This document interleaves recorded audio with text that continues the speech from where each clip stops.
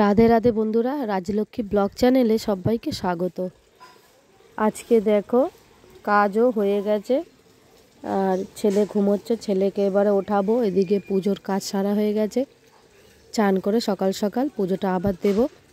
আজকে ব্লগটা আমি বন্ধুরা দুদিন ধরে হনুমান চল্লিশা।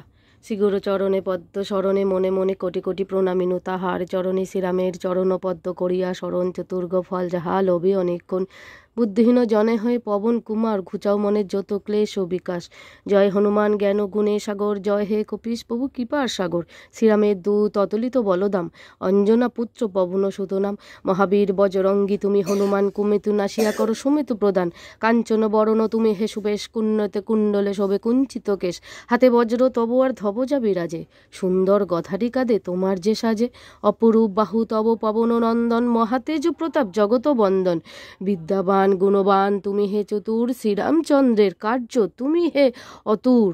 সর্বদা রামের অজ্ঞান করিতে পালন, হৃদয়ে রাখো সদা রাম সীতা লক্ষণ। সূক্ষ্ম রূপ ধরি তুমি লঙ্কা প্রবেশিলে, ধরিয়া বিকর্ম লঙ্কা দগ্ধ কইলে। ভীম রূপ ধরি তুমি অসুর সংহর, শ্রীরামচন্দ্রের তুমি সর্বকার্য করো। সঞ্জীবনী আনাইয়া তুমি। খুব অসুবিধা হচ্ছে, দুটো ব্লগ রেডি করেছি, করার পর ইনশর্ট থেকে আর বার করতে পারিনি, ওটা ডিলিট হয়ে গেছে।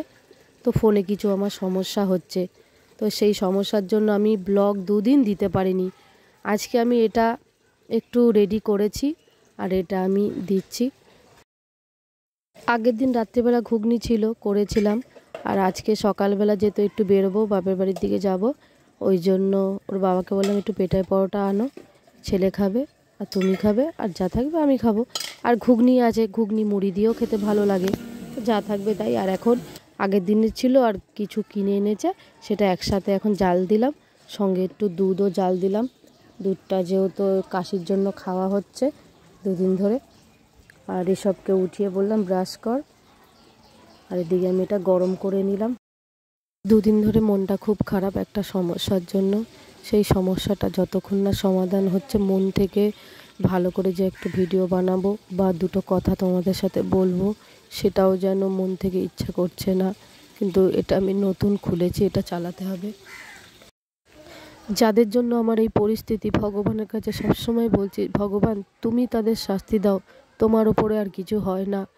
মানুষ দিয়ে কতক্ষণ আবার করবে, কিন্তু তুমি যদি এসব মানুষদের শাস্তি দাও, একমাত্র তুমি দিলে ঠিক থাকবে।